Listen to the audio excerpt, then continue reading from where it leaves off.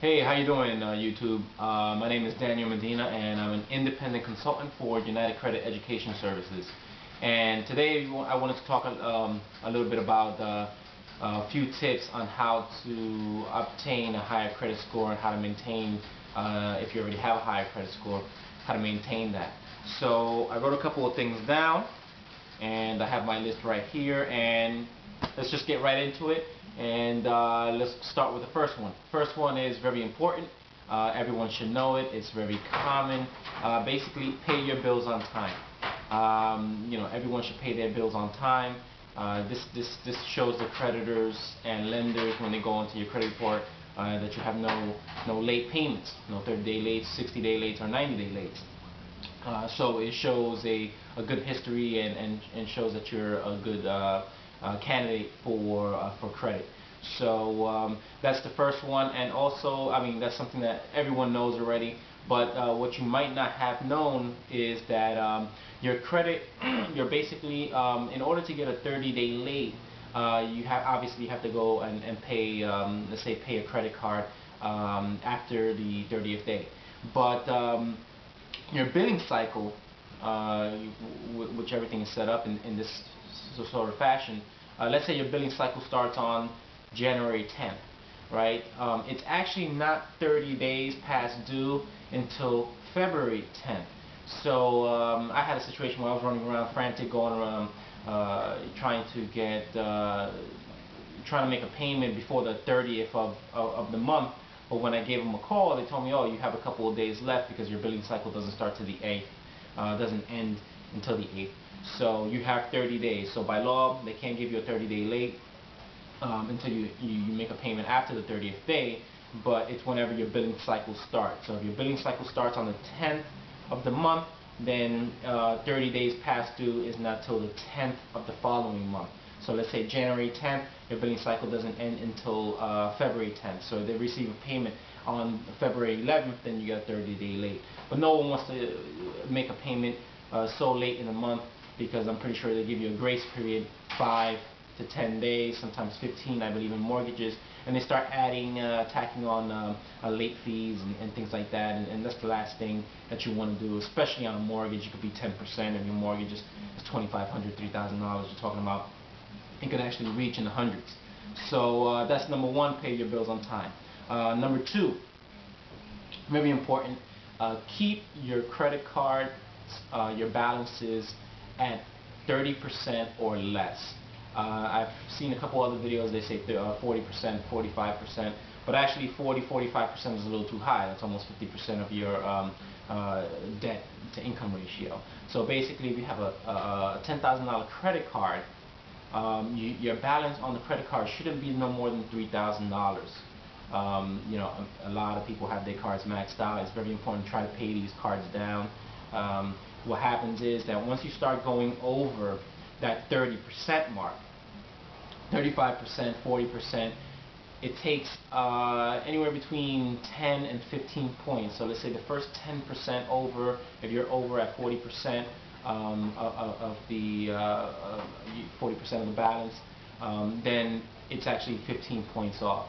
Another 10% up might be another 10 points off your credit score, and it goes on. And I don't know exactly what the figures are, but for every 10 percentage points that you're over on the limit, over that 30%, it could be anywhere between 10, 15, 20%, 20 points off your credit score. So imagine if you have 2 or 3 cards and they're almost maxed out or maxed out. You're talking about coming down, anywhere between 80, 90, 100 points off your credit score. So if you had a 700 and you start maxing out your credit cards, that 700 could easily become 550, 560, 600, and things like that. So you're able to get approved for mortgages and credit cards and things like that at 700. Extremely difficult at under 600 or 600. So 30% is your limit on credit cards. So try to pay those down.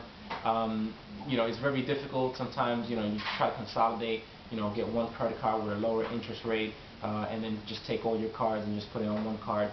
But there's also another way you could pay these down. It's a website called Prosper. I'm pretty sure you may know of it. I've seen it on the news, on CNN and things like that. It's actually peer-to-peer lending. And what it is, basically, it's almost like an eBay of lending. So you go on there and people bid for your loan. So you can get a loan up to 25,000, I believe, and the interest rates are fairly reasonable. If you got good credit, 8%, 8.25%, 8.5%. So you can take that. Your balances on credit cards, and credit cards are mainly 20%, 25%, 29.9%. Get those. Try to get rid of those. You go on a website like Prosper, apply for a loan, get a loan to spread out for 3 years at 8.25% and pay off those higher interest rate cards that are 29%, and then you have a zero balance on your credit card. You have a lower payment on a small loan, to pay off these credit cards at 8.25%.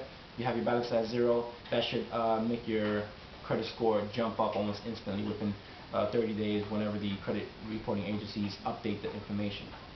So that's number two. Number three, use your credit cards. Even though I recommend paying them off,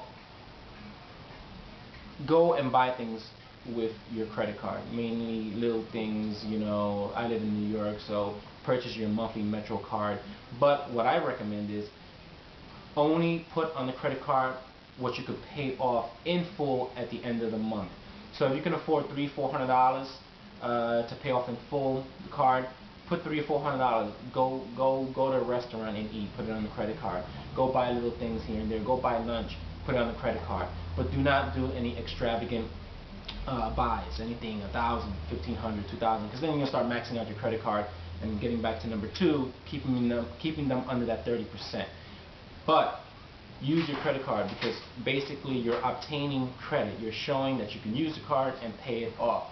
So it's very important, and this is another way to get your credit score up. I knew a person that actually filed for bankruptcy, and then within 2 years she was back to a 720. Because why? Because she was using these credit cards and then she was paying them off at the end of the month. So it's showing that you're using credit wisely. Keep the credit card balances low, but use them constantly and just pay them off in full at the end of the month. It's like having an American Express reminder. So it's very important. So just constantly use them, pay them off. You'll start building credit. In a couple of months, those credit scores can start jumping anywhere between 20, 30, 40 points. Very important. Okay, so